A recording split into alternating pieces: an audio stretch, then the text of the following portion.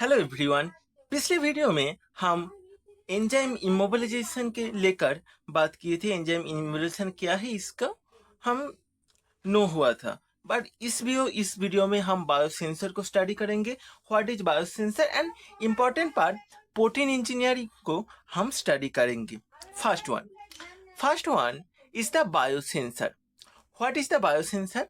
Suppose आपको बुखार हुआ है, आपको फीवर हुआ है, आपका मम्मी जी एक थर्मोमीटर लेके आया आपके पास। आपको थर्मोमीटर दे गया। आप थर्मोमीटर के आपको मुंह में पूरा एंड देन एक रीडिंग आया। आप समझा गया हम तुम्हें फीवर आया हुआ है और नहीं हुआ है। This thermometer know as the biosensor. Mean biosensor ऐसा एक डिवाइस है जहां हम मेजर करते हैं बायोलॉजिकल एंड केमिकल रिस्पॉन्स को, and this biological and chemical response को जेनरेटिंग इम्पल्स, इलेक्ट्रिक इम्पल्स को एक सिग्नल में प्रोवाइड कर देता है, and biological and chemical response को इलेक्ट्रिक इम्पल्स में बायोसेंसर कन्वर्ट करके हमें बता देता है reading. This is the biosensor. The signal proportional with analyte. Analyte की कंसंट्रेशन जितना होगा उतना ही सिग्नल ज़्यादा होगा। Thermometer measure fever. Fever mean analyte, thermometer is the biosensor. Fever जितना होगा थर्मोमीटर की टेम्परेचर उतना ही होगा। So the signal proportional with analyte. Biosensor के अंदर BP machine, thermometer, this type of things biosensor के अंदर हम फिल्टर। एडवांटेज कि इसके अंदर कुछ एडवांटेज है। Highly specific for analyte, rapid होता है, इकोनॉमिकल होता है, most of the tiny easy handle. Tiny mean most of the small. Pressure machinery, thermometer, everything small होता है। So small mean easy to handle, हम इजीली कर सकते हैं। Some working principle biosensor. Biosensor कैसे काम कर सकते हैं? Biosensor based on signal transduction mechanism के ऊपर बेस करके बायोसेंसर काम कर सकते हैं। सो बायोसेंसर के प्रिंसिपल जब एग्जाम में आएगा सो ये लाइन आपको लिखना पड़ेगा। Biosensor based on signal transduction mechanism. Signal transfer हो रहा है यहाँ, ऐसे काम कर रहे हैं बायोसेंसर। इसका कुछ कंपोनेंट है, बायोरिसेप्टर है, ट्रांसड्यूसर है, एम्पलीफायर। एम्पलीफायर मीन क्या है? एम्पलीफायर मीन कुछ ऐसा कुछ जो सिग्नल को, जो स्पार्क जनरेट हो रहा है, जो सिग्नल आ रहे हैं उस सिग्नल को एम्पलीफाई कर देता है। So we can easily evaluate it, easily determinate it. Processor process करते हैं एंड डिस्प्ले यूनिट हमारे आउटपुट को शो करते हैं display unit. This is the component of the biosensor. हम बायोसेंसर का this picture must be important in biosensor. At first analyte.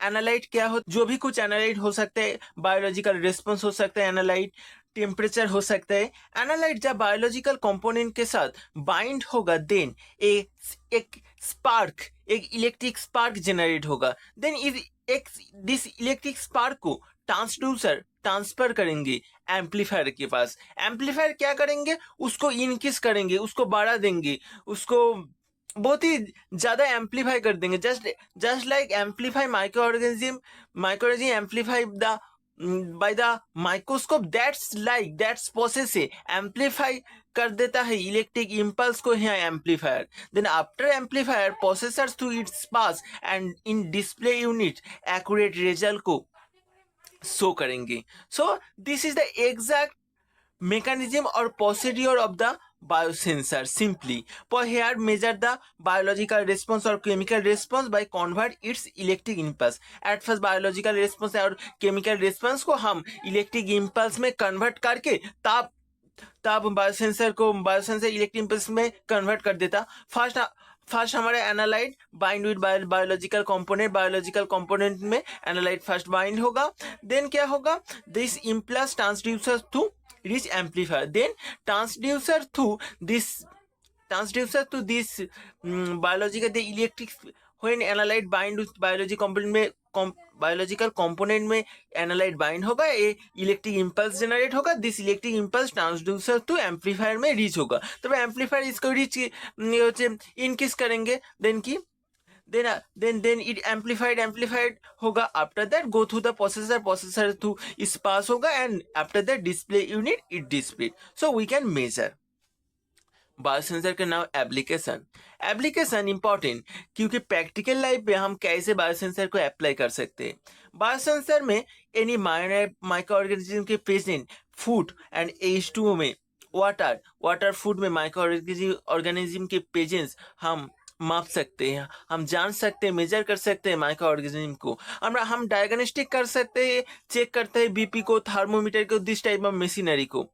हम antibiotic toxic chemical की डिटेक्शन कर सकते हैं। एंटीबायोटिक पिछले वीडियो में हम बताया था एंटीबायोटिक क्या है। Antibiotic mean anything which work against bacteria. हम यहाँ डिटेक्ट कर सकते हैं टॉक्सिक केमिकल को। डेयरी इंडस्ट्री में इसके यूज होता है, use in carry diagnosis mean early diagnosis को हम कैरी कर सकते हैं, या मेजरमेंट कर सकते हैं एनवायरनमेंट सॉइल कॉन्टामिनेशन को। This is the know as the biosensor. Now second topic is the protein enzyme. Protein क्या है? All enzyme are protein. और एंजाइम क्या कर सकता है? एंजाइम रिएक्शन रेट को बढ़ा देता है, रिएक्शन रेट को इंक्रीज कर देता है enzyme. So are all enzyme को हम प्रोटीन कहते हैं। प्रोटीन इंजीनियरिंग में हम क्या करता? प्रोटीन इंजीनियरिंग में हम किसी भी प्रोटीन की स्ट्रक्चर को मॉडिफाइड कर देता। क्यों मॉडिफाइड कर देता है? इसका एफिकेसी इंक्रीज होगा। एग्रीकल्चर, मेडिसिनल, इंडस्ट्री फील्ड में इसका ज़्यादा यूज होगा। जब प्रोटीन को मॉडिफाइड करके हम मॉडिफाइड प्रोटीन को तैयार करेंगे। हम यहाँ RDNA टेक्नोलॉजी का यूज़ करते हैं, हम यहाँ म्यूटाजेनेसिस टेक्निक का यूज़ करते हैं। यहाँ ऑब्जेक्टिव क्या है? Objective to produce large quantity में हम एंजाइम को प्रोटीन को प्रोड्यूस करने पे, to provide superior enzyme, superior quality enzyme को हम प्रोड्यूस करते हैं। हम यहाँ सिंथेटिक पेप्टाइड तैयार कर सकते हैं, सिंथेटिक ड्रग तैयार कर सकते हैं। इट इज द ऑब्जेक्टिव है। मॉडिफाइड प्रोटीन, जो प्रोटीन होगा वो स्टेबल होगा, उसका पोटेंसी ज़्यादा से ज़्यादा होगा, उसका pH, high temperature, long life में उस प्रोटीन को पोटेंसी इसका एक्सट्रीम होगा, हाई टेम्परेचर, हाई pH पे स्टेबल रहना पड़ेगा प्रोटीन को, मॉडिफाइड प्रोटीन को लॉन्ग लाइफ। अच्छा, वही यहाँ हम Mitchell constant, cofactor requirement, optical unit, molecular unit, सब unit structure, this type of की पॉइंट को हम यहाँ अल्टर कर देते हैं। This type of things alter करके हम प्रोटीन इंजीनियरिंग करते हैं। प्रोटीन इंजीनियरिंग में कुछ नहीं है, हम प्रोटीन का स्ट्रक्चर को अल्टर कर देते हैं, प्रोटीन को मॉडिफाइड कर देते हैं। जब प्रोटीन को मॉडिफाइड कर देता है तब वो प्रोटीन का एफिकेसी इंक्रीज हो जाता है। प्रोटीन पिछले प्रोटीन जैसे काम करता था, इस प्रोटीन उससे भी अच्छा, उससे भी ज़्यादा काम करेंगे आप। यहाँ कुछ डिसएडवांटेजेस साइलेंट म्यूटेटर। कुछ प्रोटीन में कि एमिनो एसिड सीक्वेंस, यहाँ कुछ प्रोटीन में सब्स्टिट्यूशन, डिलीशन, एडिशन करने के बाद भी, चेंज करने के बाद भी उस प्रोटीन में कुछ चेंज नहीं होता, उस एंजाइम में कुछ चेंज नहीं होता, उस प्रोटीन को हम साइलेंट म्यूटेटर कह सकते हैं। देन कुछ ऐसा भी प्रोटीन है, उसका खूब लिमिटेड नंबर स्ट्रक्चर है, उसका सिंपल लिमिटेड नंबर में कुछ थोड़ी सी भी चेंज किया तो, थोड़ी सी भी मॉडिफाइड किया तो ज़्यादा चेंज होगा। माइनर चेंज भी यहाँ वेरिएशन आन सकता है, लीडिंग टू वेरिएशन कर सकते हैं। Some protein have limited number of basic structure which minor change भी हमें वेरिएशन कर सकते हैं। So this is the key point which जिसको जानना होगा प्रोटीन इंजीनियरिंग करने के लिए। हम प्रोटीन इंजीनियरिंग में क्या कर सकते हैं? प्रोटीन इंजीनियरिंग में फर्स्ट प्रोटीन के 3D स्ट्रक्चर तैयार कर सकते हैं। It is the preliminary step, the first step protein का स्ट्रक्चर तैयार करेंगे। देन प्रोटीन का स्ट्रक्चर की जो डाटा उसको जेनरेट करेंगे एक्सरे क्रिस्टलोग्राफी, NMR की मदद से। हम प्रोटीन इंजीनियरिंग के 2 मेथड में कर सकते हैं, mutagenesis and RDNA technology. RDNA technology पिछली वीडियो में हम बढ़िया तरीके से बताना था कैसे RDNA टेक्नोलॉजी को हम करते हैं। हम एक एक डीएनए लेता है, एक वेक्टर लेता है, वेक्टर के साथ हम जीन को मिक्स्ड कर देते हैं, then recombinant DNA, then chimeric DNA तैयार कर सकते हैं। काइमेटिक डीएनए को होस्ट सेल में ट्रांसफर कर देता है। यहाँ होस्ट सेल में नहीं, यहाँ प्रोटीन में ट्रांसफर कर देंगे, एंड प्रोटीन में ट्रांसफर करके हम म्यूटेटेड प्रोटीन और हम बता सकते हैं मॉडिफाइड प्रोटीन तैयार करेंगे, जिसका एफिकेसी बहुत ही ज़्यादा होगा। यहाँ और क्या एक टेक्निक है, म्यूटाजेनेसिस। म्यूटाजेनेसिस में हम क्या करते हैं, म्यूटाजेनेसिस में हम म्यूटाजेन का अप्लाई करते हैं, physical mutagen, chemical mutagen, biochemical biological agent जो नो एज द म्यूटाजेन। इस म्यूटाजेन को क्या करते हैं, म्यूटाजेन से एक प्रोसेस है जहां हम जेनेटिक इंफॉर्मेशन को ऑर्गेनिज्म की चेंज कर देते हैं, रिजल्टिंग म्यूटेशन हो जाता है। और जो भी एजेंट इस म्यूटाजेन में हेल्प करता है उसको म्यूटाजेन कहता है। म्यूटाजेन की इस एबिलिटी को म्यूटाजेनेसिटी कहता है। यह मेथड ऑफ प्रोटीन डिजाइन में फर्स्ट यहाँ होता है रेशनल डिजाइन। रेशनल डिजाइन में क्या करते हैं, रेशनल डिजाइन में हमारा प्रोटीन का शेप पता था, पहले से प्रोटीन का शेप पता था, प्रोटीन का कैसे काम कर रहा है उसको वो भी पता था। हम क्या करते हैं, प्रोटीन का एक वन पार्ट लेता है, अमीनो एसिड के सीक्वेंस ले लेता है, उसको चेंज कर देते हैं। It is the work faster. Direct evaluation में क्या या प्रोटीन का शेप कुछ भी हमें पता नहीं है। हम क्या करते हैं, रैंडम एक प्रोटीन को चूज करते हैं, उसको म्यूटाजेनेसिस कर देते हैं, म्यूटेशन कर देते हैं, देन वी टेस्ट करते हैं व्हिच प्रोटीन वर्क बेस्ड, कौन सा प्रोटीन बेस्ट रिजल्ट देगा, उसको आइडेंटिफाई करते हैं, उसको टेस्ट करके उसको ले लेता है, उसको आइसोलेट कर लेता है।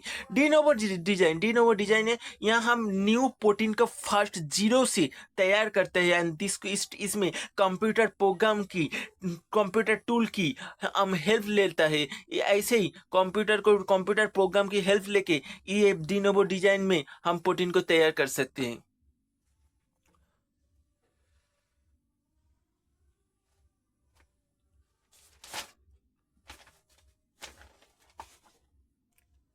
Next is the application. हम प्रोटीन इंजीनियरिंग को कैसे अप्लाई कर सकते हैं, हॉस्पिटल में थेराप्यूटिक प्रोटीन लाइक इंसुलिन को तैयार करने में हम यहाँ अप्लाई कर सकते हैं प्रोटीन डिजाइन को। इंडस्ट्री में अप्लाई कर सकते हैं एंजाइम को, फूड एक डिटर्जेंट को तैयार करने में हम इम्प्रूव कर सकते हैं, बायो कैटालिस्ट को इम्प्रूव करने में हम प्रोटीन इंजीनियरिंग को तैयार कर सकते हैं। एग्रीकल्चर में क्रॉप प्रोटीन को तैयार करने में, मेक पेस्ट रेजिस्टेंट प्लांट को तैयार करने में, एग्रीकल्चर में यहाँ कुछ लिमिटेशन है, ये एक्सपेंसिव होता है, इसमें लैब का नीड है, हमें कंप्यूटर नॉलेज की नीड है। This is the protein engineering, and इस वीडियो में हम प्रोटीन इंजीनियरिंग को स्टडी किया, हम बायोसेंसर को स्टडी किया। नेक्स्ट वीडियो में हम यूनिट 1 को खत्म करेंगे।